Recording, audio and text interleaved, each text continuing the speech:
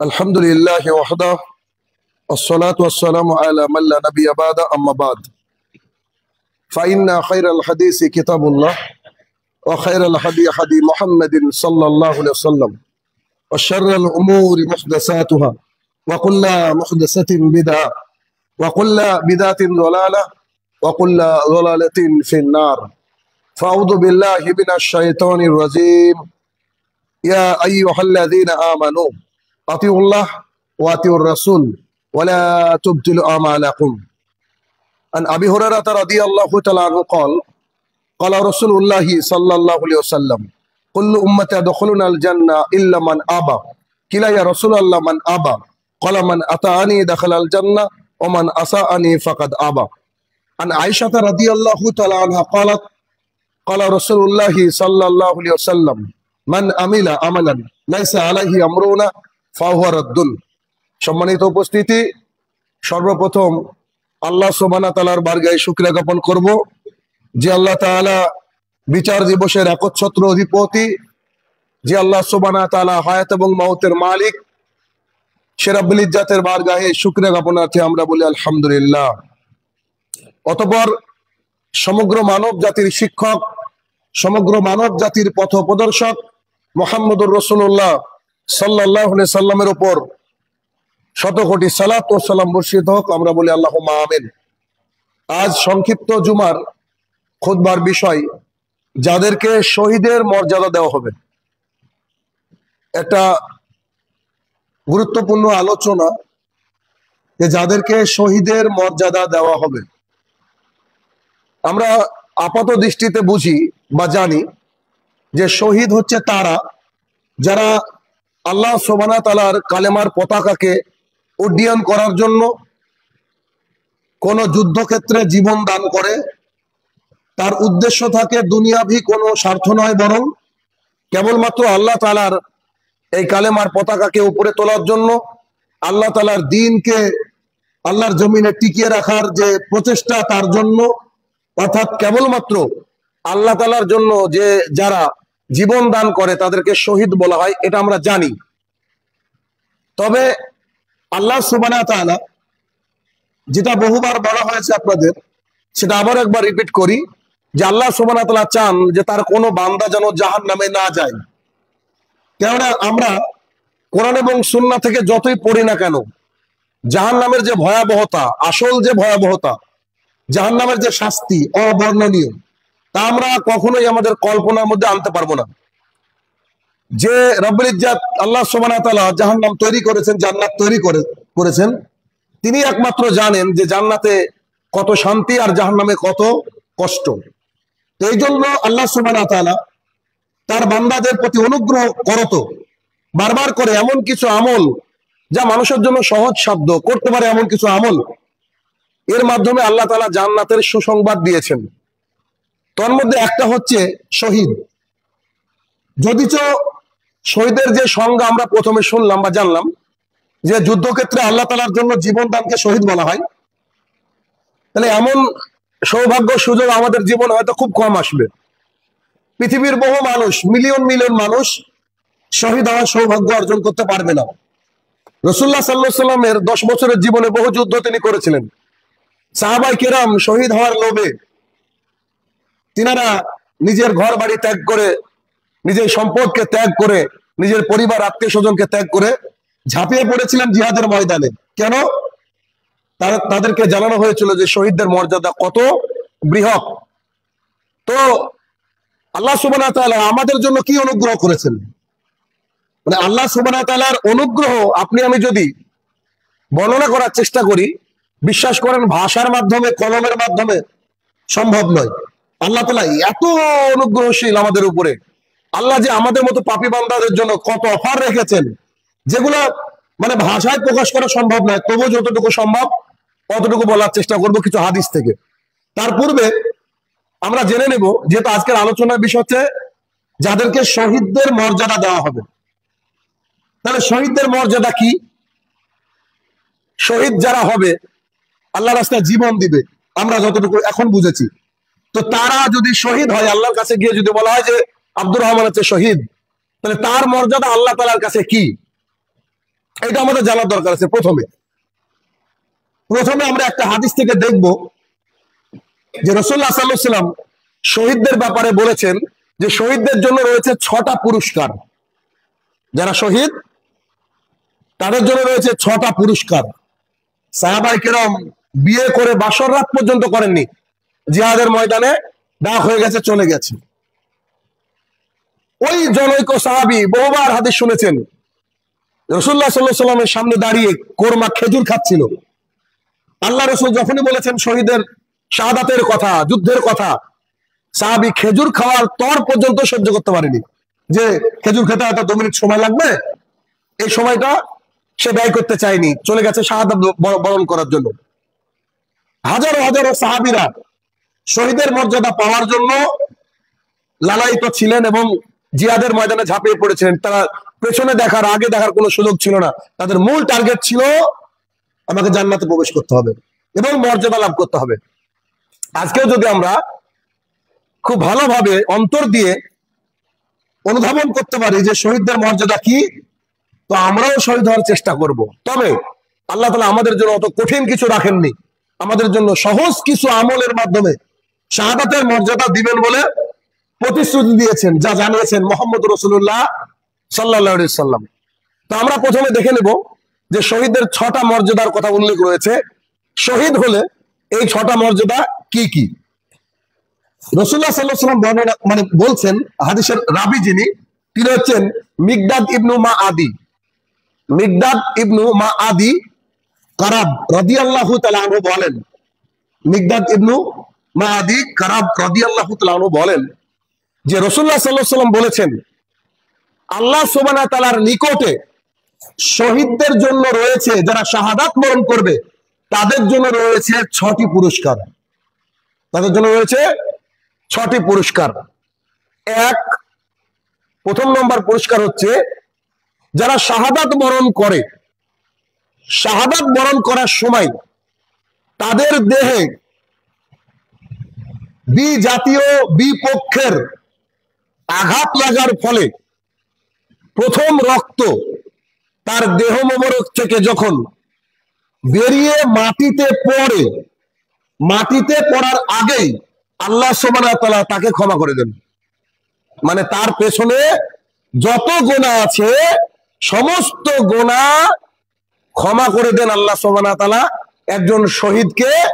যখন তার দেহতে কেউ আঘাত করেছে, কাফের বেঈমানরা আঘাত করেছে, আঘাত করার সাথে সাথে রক্ত বেরিয়েছে, রক্তের ফোঁটাটা মাটি টাচ করেনি, আল্লাহ সুবহানাহু ওয়া তাআলা ওর জীবনে যত গুনাহ করেছিল সমস্ত গুনাহকে আল্লাহ তাআলা ইরেজ করে দিয়েছেন, একদম মুছে দিয়েছেন। আর কি দরকার? 6টা মর্যাদা তো আমাদের দরকার নেই। কল্পনা করেন তো একবার, এটা তো যারা শাহাদাত বরণ করে তাদের মর্যাদা বলছি।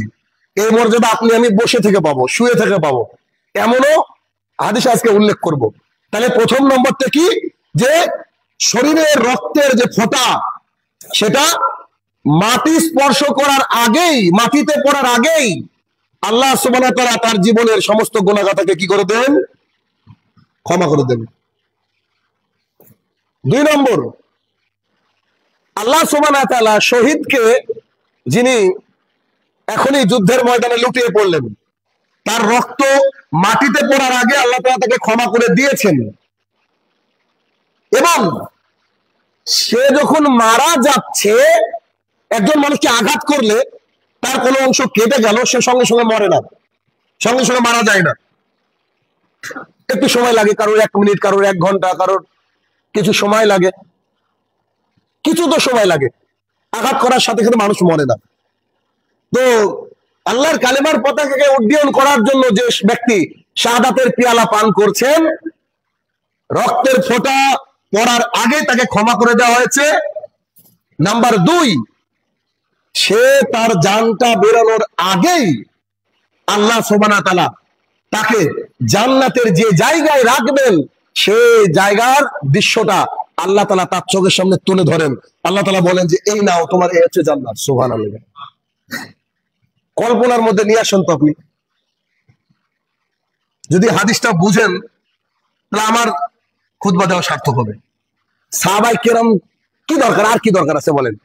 আমাদের এই জীবনটা 50, 60, 70 বছরের, কে কদিন বাঁচবো জানি না, খুতবা শেষ পর্যন্ত হবে কিনা তাও জানি না, আপনি আমি এখান থেকে উঠে বাড়ি যেতে পারবো কিনা তা জানি না, বাড়িতে যে রান্না হয়েছে তা খেতে পারবো কিনা জানি না। কিন্তু পরের জীবনটা endless life, never ending life, যেখানে কালের পর কাল, যুগের পর যুগ সেখানে অবস্থান করতে হবে। সেইখানের জায়গার জন্য সাহাবায়ে কেরাম কেন বাসর রাত থেকে উঠে চলে গিয়েছেন?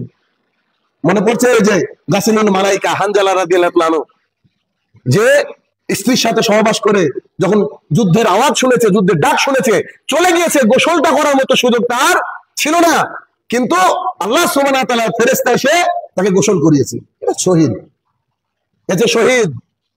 এজন্য শাহাদাতের তামান্না ভেতরে রাখতে সব সময়। এই হাদিস আমি আজকে পেশ করার চেষ্টা করবো ইনশাআল্লাহ, যে ভেতর থেকে এই হাদিস শুনে আপনাকে মনে করতে হবে যে আল্লাহ এখন যদি জিহাদের ময়দানে ডাকে তো আমি 1 নম্বরে যাব, আমি 1 নম্বরে যাব। এই যে হাদিস আপনাকে আমাকে অ্যাপ্লাই করতে হবে জীবনে। কি মজার কথা যে আল্লাহ সুবহানাহু ওয়া তাআলা রক্ত পড়ার পূর্বে তাকে ক্ষমা করে দিচ্ছেন, এটাই যথেষ্ট ছিল।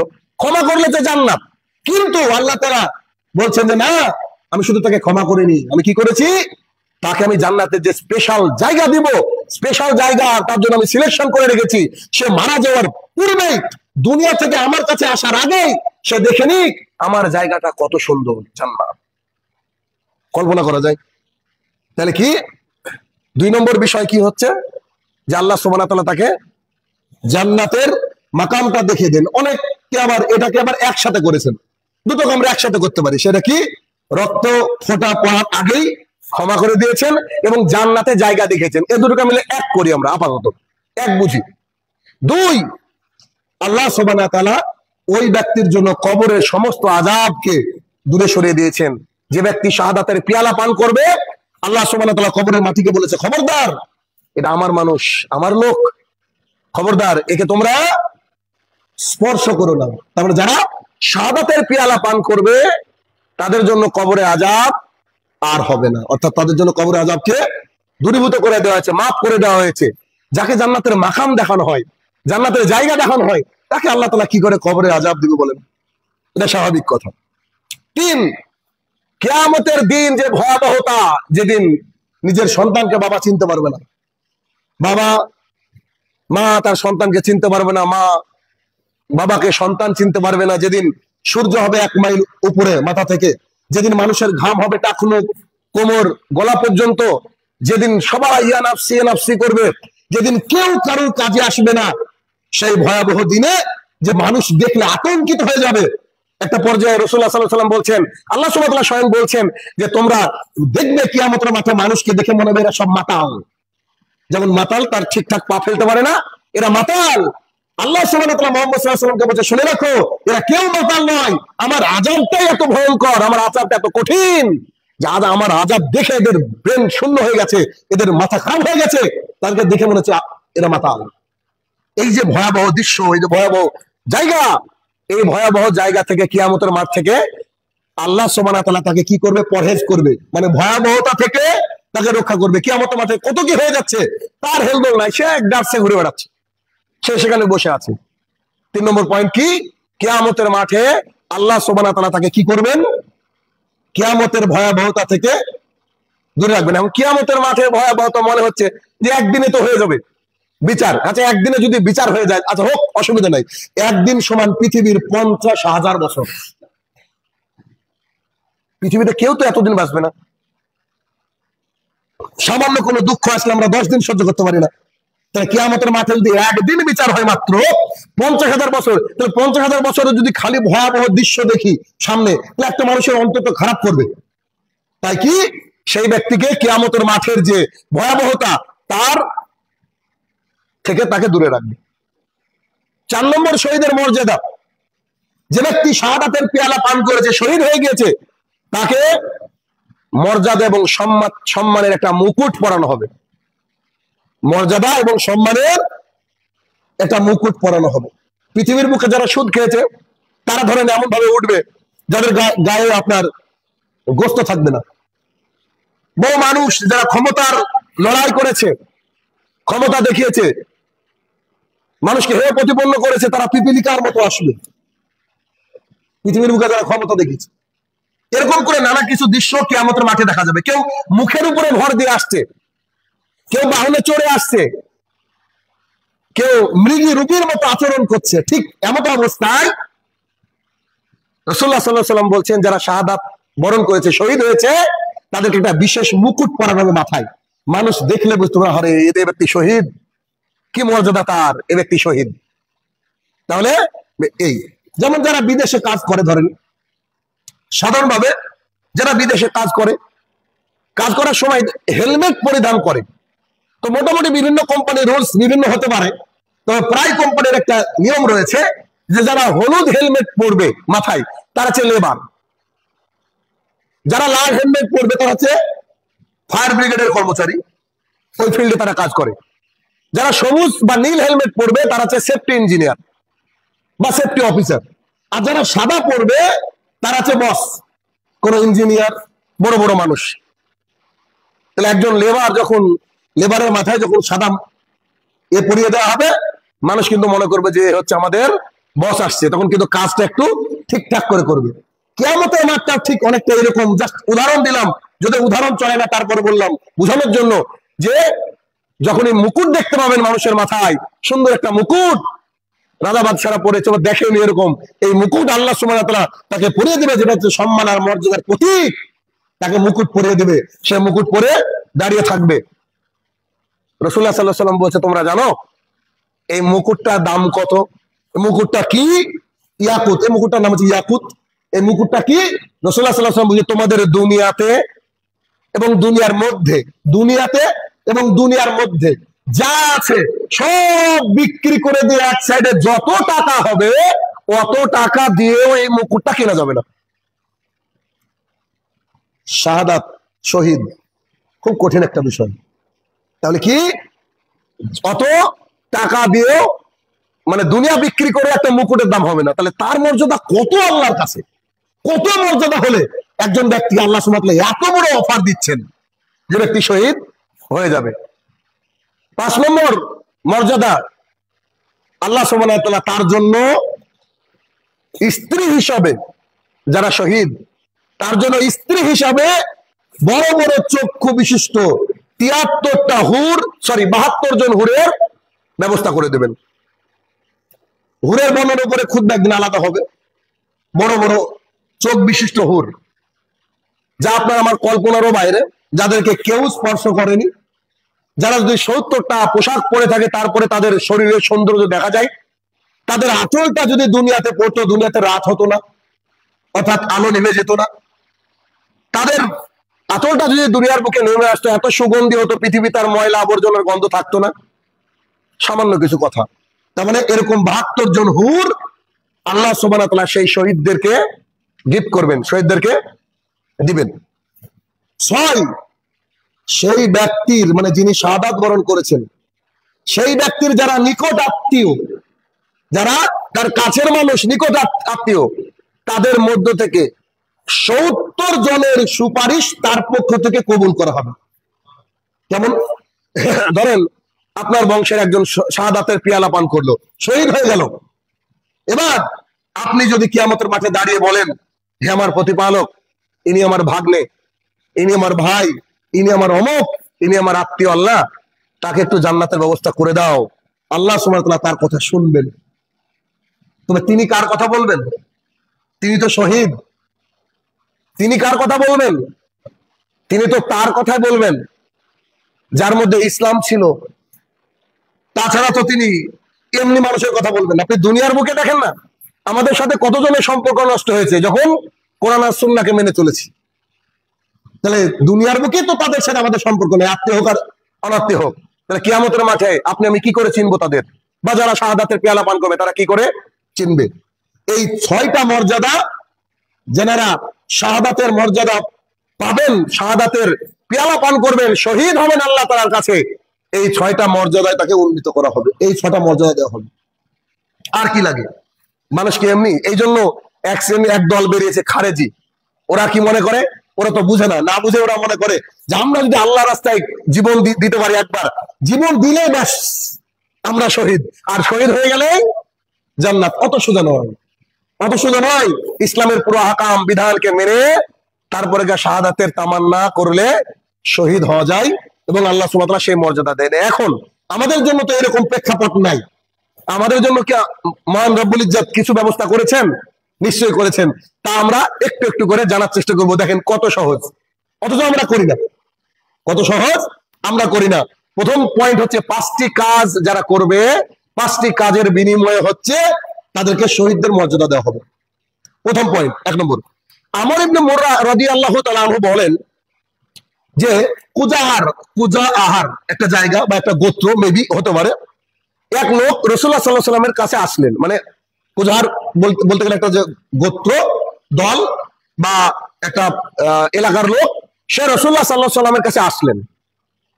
এসে বলছেন যে আমি সাক্ষ্য দিচ্ছি আশহাদু আল্লা ইলাহা ইল্লাল্লাহ ওয়া আন্না মুহাম্মাদুর রাসূলুল্লাহ, আমি সাক্ষ্য দিচ্ছি আল্লাহ তাআলা ছাড়া কোনো হক মাবুদ নেই, আর আপনি মানে মুহাম্মদ সাল্লাল্লাহু আলাইহি ওয়াসাল্লামকে বলছেন আপনি আল্লাহ সুবহানাহু ওয়া তাআলার প্রেরিত বান্দা এবং রাসূল।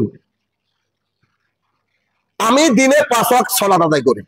উনি বলছেন, ওই ব্যক্তিটা মানে উনি এসে রাসূল সাল্লাল্লাহু আলাইহি ওয়াসাল্লামের সামনে বলছেন আল্লাহ ছাড়া কোনো হক মাবুদ নাই, আমি সাক্ষী দিচ্ছি আপনি মুহাম্মদ সাল্লাল্লাহু আলাইহি ওয়াসাল্লাম আল্লাহর প্রেরিত বান্দা এবং রাসূল। আমি দিনে রাতে 5 ওয়াক্ত সালাত আদায় করি। আমি রমজান মাস আসলে সিয়াম পালন করি। এই কথা রাসূল সাল্লাল্লাহু আলাইহি ওয়াসাল্লামের সামনে বলার সাথে সাথে বলছেন, আর রমজান মাসে শুধু সিয়াম পালন করি না, রাতে তারাবি সালাত আদায় করি। সেই সাথে আমার যাকাত হলে আমি যাকাত প্রদান করি। দেখেন সিম্পল জিনিস যেগুলো আমরা ইসলামের জন্য মানি।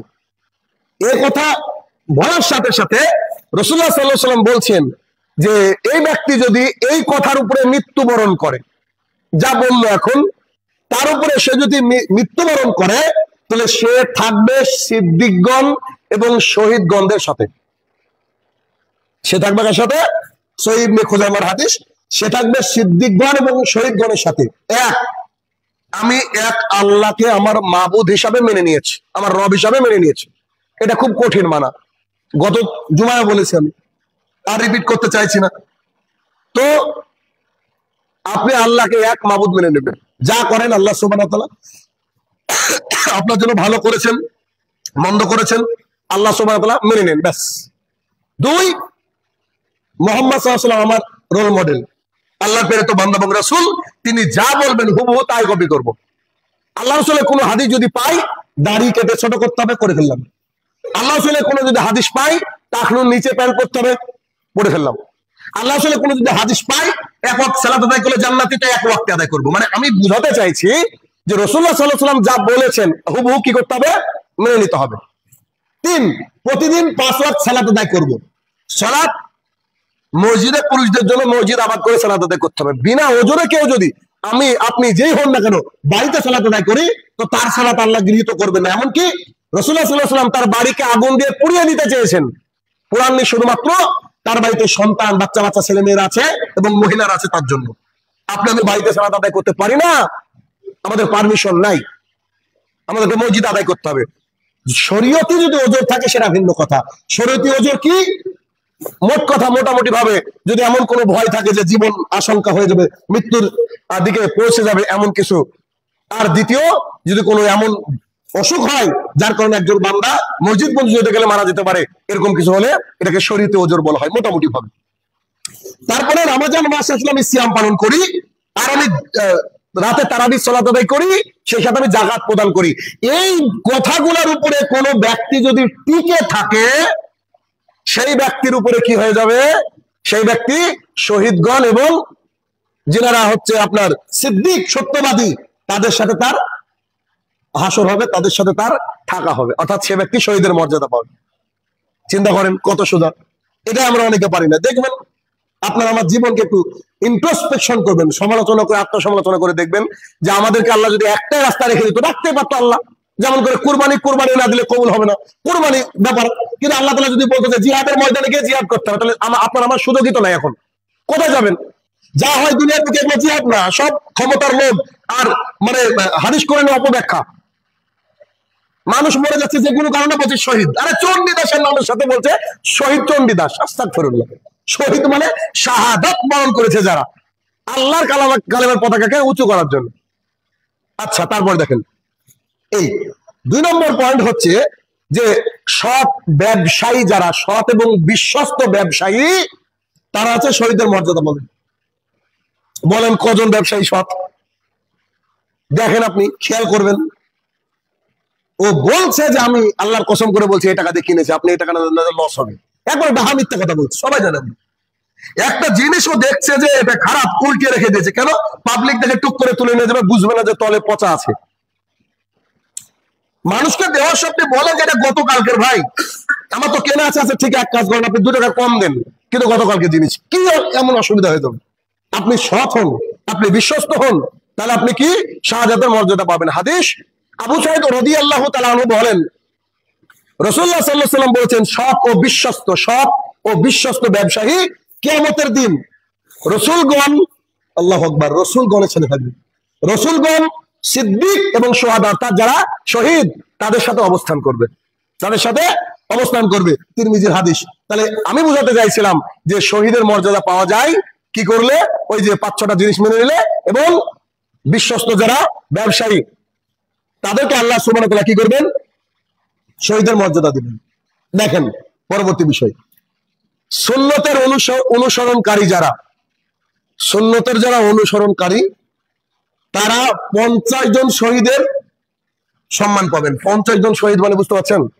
দেখেন, এখন আপনাদের অনেকের মনে হয়, এই হাদিসটা পড়ার আগে বলি, অনেকের এরকম শুরুর দিকে এরকম মতামত একটা ছিল, এখন হয়তো অনেকের আছে, ঠিকই আছে, এলাকায় ফিতনা করার কি দরকার ছিল, যদি আমিনটা একটু নাই বলি নামাজ হবে না। এখনো প্রশ্ন করে দেখবেন, পায়ে পা যদি নাই লাগাই নামাজ কি হবে না? একটু যদি মিলাদটা করি এমন কি ক্ষতি? 40 করলে অসুবিধাটা কি? এগুলা না করতে গিয়ে বুঝতে পেরেছি যেগুলা না করলে কি করে মানুষ সমাজ বয়কট করে। এগুলা না করলে সমাজ আপনাকে বয়কট করে। সারা জীবন আপনি মদ গাঁজা খেয়ে রাস্তা দিয়ে ঘুরেন, আল্লাহর কসম করে বলছি, সরকার পাড়ার বুকে একজন মানুষ হলে যে আপনাকে বলবে, আরে ছেলেটা তো নষ্ট হয়ে গেল গো, একে একটু ফিরিয়ে আনার চেষ্টা করি। খালি এই মসজিদে আসেন আপনি 3 দিন, 4 দিনের দিন আপনার বাপকে রিপোর্ট দিয়ে বলবে যে তোমার ছেলে কিন্তু ওই মসজিদে যাচ্ছে।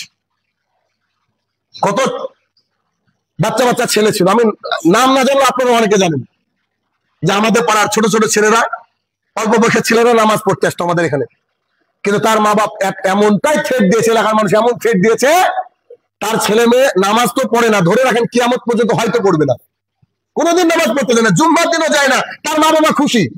কিন্তু এই মসজিদে আসতো, তার মা বাবা খুব কষ্ট থাকতো, কেউ নামাজ পড়ে না এখন। তারা দুঃখ করে বলে যে আমাদের মা বাবা যদি আমাদেরকে একটু এলাও করতো। এখন আর ওই দুঃখের কোনো কাজ নাই। সুন্নাতকে ধরে রাখা খুব মুশকিল, কারণ বিপরীত দিকে মানুষ চলে বেশি। দেখবেন বিপরীত দিকে মানুষ চলে, এটা মানুষের বৈশিষ্ট্য। তাহলে কি হাদিস শুনেন, অসাধারণ।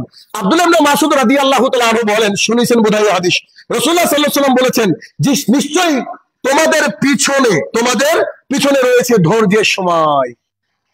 মানে সাহাবীদেরকে বলছেন আল্লাহ রাসূল যে তোমাদের পরবর্তী জামানাটা ধৈর্যের জামানা আসবে। এবার আমাদের কথা বলেছে, এই সময়ের কথা, যে তোমাদের পরবর্তী জামানাটা কি হবে? একটা ধৈর্যের যুগ আসবে তোমাদের পরে, ধৈর্যের যুগ। কেমন ধৈর্যের যুগ জানেন তো? আমরা আমেরিকা থেকে টাকা পাই, বিদেশ থেকে টাকা পাই, তারপরে কত কথা, এই মসজিদে আসলে বিরিয়ানি দেওয়া হয় জুমার দিনে, জানি না কেউ পেয়েছেন কিনা কোনোদিন। কত যে ধৈর্য ধরতে হয়, ধৈর্যের যুগ আসবে। সেই সময়ে কোনো ব্যক্তি যদি, আল্লাহ রাসূল বলছেন, সেই সময় কোন ব্যক্তি যদি আমার সুন্নাতকে আঁকড়ে ধরতে পারে, আমার সুন্নাতকে ধরে রাখতে পারে, সে সময় তারা 50 জন শহীদের নেকি পাবে। এই জামানা কথা বলে, এই জামানা কথা বলেছে, 50 জন শহীদের নেকি পাবে। 50 জন শহীদের নেকি পাবে। ভালো করে বুঝেন, সুন্নাতকে কি করতে পারলে? ধরে রাখতে পারলে। সাহাবায়ে কেরাম চট করে আল্লাহ রাসূলকে বলছে, আমাদের জামানা শহীদ না তাদের জামানার?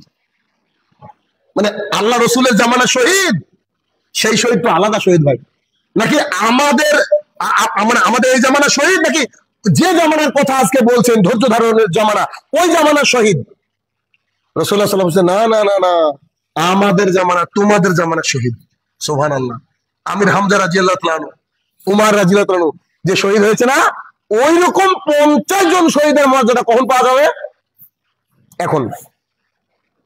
মানুষ সুন্নতকে রাখতে পারে না, প্রমাণ নেবেন? আল্লাহ আকবার, গোটা বিশ্বকে আল্লাহ তাআলা কি, আমি অবাক হয়ে যাচ্ছি। দুদিন ধরে সোশ্যাল মিডিয়ায় বোধহয় দেখেছেন, বাংলাদেশের একজন মন্ত্রী সালমান এফ রহমানি বোধহয় এরকম কিছু, সুবহানাল্লাহ বিহামদিহি, বাংলাদেশের যত কোটিপতি আছে তিনি 1 নম্বরে, টপ অফ দ্য লিস্টে। কত মিলিয়ন টাকার মালিক আল্লাহ তাআলা ছাড়া আর কেউ জানে না। পুলিশ তার হাতের ইশারায় নাচে। আল্লাহ তাআলা ক্ষমতাচ্যুত করে দিয়েছে, দাড়ি কেটে চেয়েছে, এবারে পুরো সাদা, সব কিছু সাদা, বয়স্ক হয়েছে, বয়স্ক মানুষ, দাড়ি চেয়েছে, ট্রলারে করে নৌকাতে করে পালাতে গিয়েছিল। দুজন ব্যক্তি একসাথে, 2 মন্ত্রী একসাথে পালাতে গিয়ে ধরা পড়েছে। গোটা পৃথিবীর কাছে আল্লাহ তাআলা তার এই দৃশ্য দেখিয়ে দিল। এখন যে পুলিশকে তারা আঙুল দিয়ে চালাতো, সেই পুলিশ ধরে নিয়ে যাচ্ছে, একবারে চোরের মতো 2 হাতকে এভাবে বেঁধে রেখেছে, তাকে নিয়ে এখন যে শাস্তি দিচ্ছে। কোটি কোটি টাকার মালিক, বাংলাদেশের অর্থনীতি যার উপরে নির্ভর করে।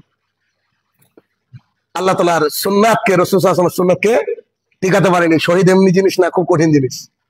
আপনি দেখেন পালন করে কত যে কষ্ট আপনাকে সহ্য করতে হবে।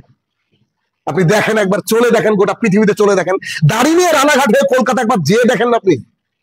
আপনি দেখেন বিভিন্ন জায়গায় গিয়ে আপনি পৌঁছান, খালি আমরা তো সহ্য করি, আমরা তো জানি। সুন্নাতকে যারা টিকে রাখবে তারা কি হবে? রাসূলুল্লাহ সাল্লাল্লাহু আলাইহি ওয়াসাল্লামের জামানার যে শহীদ, সেই শহীদের মর্যাদা লাভ করে। কতজনের? 50 জন শহীদ আল্লাহ রাসূলের জামানায়। এই জামানায় মানুষ কি করবে? সেই সওয়াব পেতে থাকবে। চিন্তা করা যায়? চিন্তা করেন। এর পরের পয়েন্ট হচ্ছে, কোন ব্যক্তি যদি আন্তরিকভাবে মানে শহীদের মর্যাদা চায়, ভেতর থেকে চায়, তাহলে সেই ব্যক্তি কি শহীদের মর্যাদা লাভ করবে। অসাধারণ হাদিস। আল্লামা দিলরুফ সাঈদী এই কথাটা মাঝে মাঝে বলতেন, আমার কানে বাজে, যে হে আল্লাহ, আমার ভেতরটা হচ্ছে শাহাদাতের তামান্নায় পরিপূর্ণ, আমি যেন কোনো একদিন শাহাদাতের পিয়ালা পান করতে পারি। খুব এই কথাটা বলতেন। কেন বলতেন?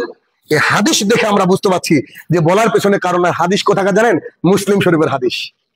এটা তো এমন কিছু কাজ নাকি যে রাসূলুল্লাহ সাল্লাল্লাহু আলাইহি ওয়াসাল্লাম বলেছেন, সাউল ইবনে হুনায়ফ রাদিয়াল্লাহু তাআলা থেকে বর্ণিত, সাউল ইবনে হুনায়ফ রাদিয়াল্লাহু তাআলা থেকে বর্ণিত, রাসূলুল্লাহ সাল্লাল্লাহু আলাইহি ওয়াসাল্লাম বলেছেন, কোন ব্যক্তি যদি আন্তরিকভাবে একেবারে মন থেকে শাহাদাতের তামান্না করে, ইচ্ছা করে যে আল্লাহ আমি শহীদ হব, আমাকে যে কোনো পর্যায়ে তুমি শহীদ করো, আমাকে শহীদের মর্যাদা দেওয়ার জন্য তুমি যেখানে পাঠাবা আমি যাওয়ার জন্য প্রস্তুত, আমি যদি মনে মনে শহীদের আকাঙ্ক্ষা করি, ইচ্ছা পোষণ করি, রাসূলুল্লাহ সাল্লাল্লাহু আলাইহি ওয়াসাল্লাম বলছেন, সেই ব্যক্তি যদি বিছানায় পড়েও মারা যায়, তারপর আল্লাহ তাআলা তাকে শাহাদাতের মর্যাদা দিবেন। শুধু ভেতর থেকে শহীদ হব, আল্লাহর কাছে এটা বলতে হবে, আল্লাহ গো আমি শহীদ হতে চাই। এই কথা যদি ভেতর থেকে, অন্তর থেকে কোনো মানুষ বলতে পারে, রাসূলুল্লাহ সাল্লাল্লাহু আলাইহি ওয়াসাল্লাম বলেন, সেই ব্যক্তি কি হবে? বিছানায় শুয়ে যদি মারা যায়, আল্লাহ তাআলা তাকে শাহাদাতের মর্যাদা দিবেন। আল্লাহ সুবহানাহু ওয়া তাআলা আমাদেরকে এই কোরআন এবং সুন্নাহ মেনে হক পথে চলার তৌফিক আদা করুক। আল্লাহুম্মা আমিন।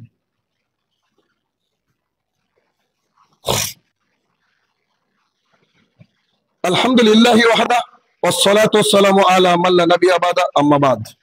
আলোচনা হচ্ছে যে যেসব আমলের বিনিময়ে বা যারা শহীদের মর্যাদা পাবে, যারা শহীদের মর্যাদা পাবে, এ বিষয়ে যথেষ্ট হাদিস রয়েছে, যদিও সময়টা অনেক দূর চলে গেছে। তো তারপরে আমরা কিছু একটু জানার চেষ্টা করব, যাতে করে শহীদ যে বিষয়টা দুনিয়ার বুকে থেকে আমরা সামান্য কিছু আমল করে আমরা এই বেনিফিট আমরা লাভ করতে পারি। সেটা কি? আরো একটা পয়েন্ট, উম্মু হারাম রাদিয়াল্লাহু তাআলা আনহা বলেন যে রাসূলুল্লাহ সাল্লাল্লাহু আলাইহি ওয়াসাল্লাম বলেছেন, নৌকায় বা সমুদ্রের উপর দিয়ে যদি কোনো ব্যক্তি সফর করে, নৌকায় বা সমুদ্রের উপরে দিয়ে সফর করতে করতে যদি চক্কর লাগে মাথার মধ্যে, চক্কর লাগার ফলে যদি কারোর বমি হয়ে যায়, বমি হতে হতে সেই ব্যক্তি যদি মারা যায়, সেই ব্যক্তি শহীদের মর্যাদা পাবে নৌজানের উপরে, এরপরে। আর সেই ব্যক্তি যদি মানে ওই সমুদ্রের বুকে নদীর উপর দিয়ে চলতে চলতে ডুবে মারা যায়, তাহলে সেই ব্যক্তি ডবল শহীদের মর্যাদা পাবে। আপনার মাথার মধ্যে এখন ঘুরছে একটা কথা, তাহলে যারা গরু পার করতে গিয়ে মরেছে তারা নিশ্চয়ই বুঝে নেবার তারা কি পাবে? তারা তো না কোরআন বুঝে, না সুন্নাহ বুঝে, না আল্লাহ রসুলকে বুঝে, না আল্লাহকে বুঝে। তারা তো দুনিয়ার বুকে সামান্য কিছু টাকা ইনকাম করে দুনিয়াকে কিছু মনে করে না। তারা কি পাবে বুঝে নেবার, এরা আমার বলার প্রয়োজন নেই, বুঝবেন। সাঈদ ইবনে যায়েদ রাদিয়াল্লাহু তাআলা আনহু বলেন রাসূলুল্লাহ সাল্লাল্লাহু আলাইহি ওয়াসাল্লাম বলেছেন যে কোন ব্যক্তি যদি তার সম্পদ রক্ষা করার জন্য, তার ব্যক্তিগত নিজের সম্পদ রক্ষা করার জন্য শহীদ হয়ে যায়, নিজের সম্পদকে রক্ষা করার জন্য শহীদ মানে মারা যায়, সে ব্যক্তি শাহাদাতের মর্যাদা পাবে।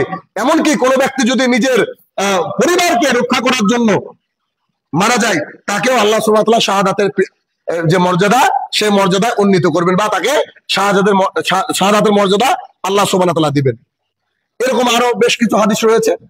আজকের আপাতত খুতবা শেষ হাদিস, যে যখন কোন মহামারী হবে, সেই মহামারীর এলাকায় অবস্থান করে আল্লাহর উপরে তাওয়াক্কুল করলে আল্লাহ সুবহানাহু ওয়া তাআলা তাকে শহীদের মর্যাদা দিবেন।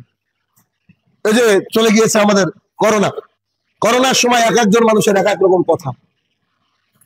ওইখানেই ওই করোনা কালে বহু মানুষের ইমান নষ্ট হয়ে গেছে, বহু মানুষের ইমান বেড়ে গিয়েছে। ওরা ম্যান টু ম্যান ভ্যারি করে, অর্থাৎ কে কতটা আল্লাহর উপরে তাওয়াক্কুল করলো বিষয়টা তার উপরে করে।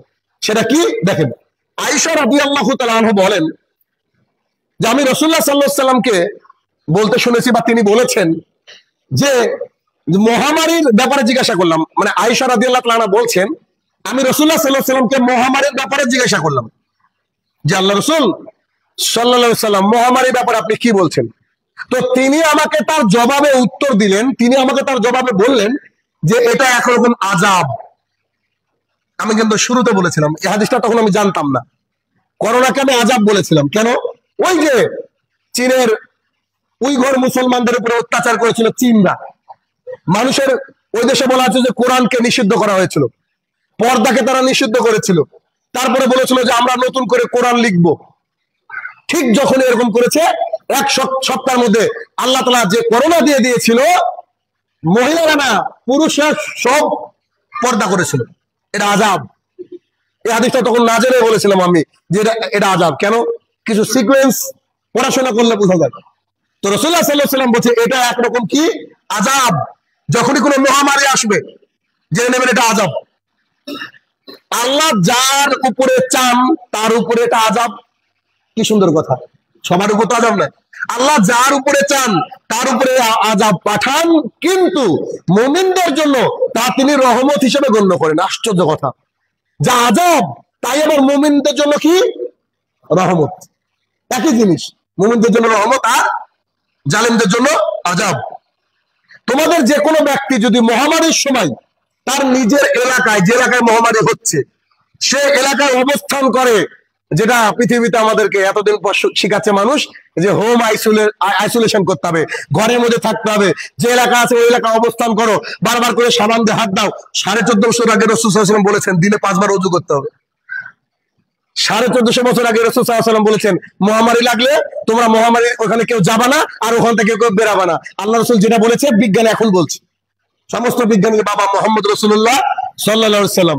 রাসূলুল্লাহ সাল্লাল্লাহু আলাইহি ওয়াসাল্লাম বলছে যে এলাকায় মহামারী হচ্ছে, সেই মহামারী কবল এলাকায় কেউ যদি সোয়াবের আশায় সেখানে অবস্থান করে, এবং সে যদি এটা মনে করে যে আমার প্রতিপালক আল্লাহ সুবহানাহু ওয়া তাআলা আমার উপরে যা নির্ধারণ করেছেন তা ছাড়া অন্য কিছু ঘটবে না, এবং ঘটবেও না যে আল্লাহ ঘটাবে তা ছাড়া, এভাবে কেউ যদি অবস্থান করতে পারে, তো সেই ব্যক্তি শহীদের মর্যাদা লাভ করবে। হাদিস বুখারীর, শহীদের মর্যাদা লাভ করবে। দেখেন কত সিম্পল বিষয়, শুধু আপনার আমার তাওয়াক্কুলটা, আপনার আমার ভেতরটা যদি আল্লাহ সুবহানাহু ওয়া তাআলার জন্য একাত্ম হতে পারে, আল্লাহ সুবহানাহু ওয়া তাআলার জন্য দৃঢ় হতে পারে, আল্লাহ সুবহানাহু ওয়া তাআলা কোরআন এবং হাদিসের উপরে যদি আমরা ঠিকঠাক করে আমাদের নিজেকে অ্যাডজাস্ট করতে পারি, যেমন করে আল্লাহ রাসূল চেয়েছেন, সাহাবায়ে কেরাম চেয়েছেন, আমরা যদি করতে পারি, তো ইনশাআল্লাহুল আজিজ আমরা শাহাদাতের মর্যাদা পান করব। সর্বশেষে বলছি যে অন্ততপক্ষে আজকে খুতবার সমস্ত হাদিস হয়তো মনে থাকবে না, তবে প্রথম যে হাদিসটা বলেছি যে 6টা মর্যাদা শহীদদের, সেটা মনে রাখার চেষ্টা করবেন। দ্বিতীয় যেটা মনে রাখতে হবে সেটা হচ্ছে কি, অন্তরের ভেতরে আল্লাহকে একেবারে আল্লাহকে বলবেন, বলার সময় যেন কোনো নাটক না হয়। আল্লাহকে বলবেন কেমন করে, যে আল্লাহ, আপনার নিয়তটা থাকবে যে আল্লাহর কসম করে বলছি, তোমাকে আমি বলে রাখলাম যদি এলাকায় কোনো জিহাদের কোনো ব্যাপার হয়, আমাদের যদি কোনোদিন জিহাদের ময়দানে যেতে হয়, আমাদের যদি এরকম কোনো কিছু হয়, তো আমি হচ্ছে টপ অফ দ্য লিস্টে থাকবো, সবার আগে থাকবো। এরকম একটা মনের ভিতরে তামান্না রাখতে হবে যে আল্লাহ আমাকে শহীদের মর্যাদা দান করো, এরকম করে প্রায় নামাজে দোয়া করতে হবে। নিশ্চিত যদি বিছানায় শুয়ে আমরা মৃত্যুবরণ করি, আল্লাহ সুবহানাহু ওয়া তাআলা আমাদেরকে শাহাদাতের যে পিয়ালা সেটাকে পান করাবেন এবং সেই মর্যাদা আল্লাহ সুবহানাহু ওয়া তাআলা দিবেন। আল্লাহ তাআলা আমাদেরকে এই সমস্ত হাদিস বুঝে শাহাদাতের তামান্না ভেতরে জেনারেট করা তৌফিক আতা করুক, আল্লাহুম্মা আমিন। যারা আমরা এখনো কোরআন এবং সুন্নাহর সাথে ভালোবাসার সাথে দ্বীন ইসলামকে পালন করি না, আল্লাহ আমরা যেন কোরআন এবং সুন্নাহ মেনে চলতে পারি, আল্লাহ তুমি সেই তৌফিক আতা করো, আল্লাহুম্মা আমিন। হে আমার প্রতিপালক, যারা এই পৃথিবীর মায়া ত্যাগ করেছে, জানি না কি হালে রয়েছে, তারা যদি ক্ষমার যোগ্য হয়, আল্লাহ তুমি তাদেরকে ক্ষমা দান করো, আল্লাহুম্মা আমিন। হে আমার প্রতিপালক, এই তোমার জমিনে আমরা যদি কোরআন এবং সুন্নাহকে মানতে গিয়ে বাধাগ্রস্ত হলে, এই বাধা থেকে যেন তুমি আমাদেরকে পরিত্রাণ দাও, সেই সুব্যবস্থা সবসময় করে রেখো, আল্লাহুম্মা আমিন। হে আমার প্রতিপালক, আমরা হারাম থেকে যেন হালালের পথে ফিরতে পারি, আল্লাহ তুমি সেই তৌফিক আদা করো, আল্লাহুম্মা আমিন।